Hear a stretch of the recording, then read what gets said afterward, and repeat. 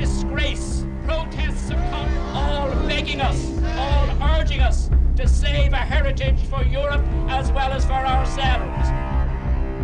No other place in Europe tells you as much about the layout of a late Viking town as does that Wood Quay excavation.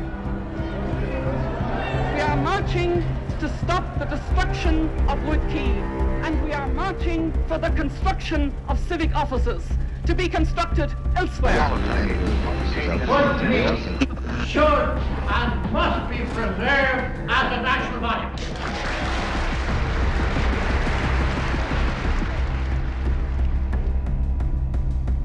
I'm Pat Wallace. I'm retired director of the National Museum of Ireland. I felt most fulfilled as director of the Wood Quay excavations between 1974 and 1981 inclusive.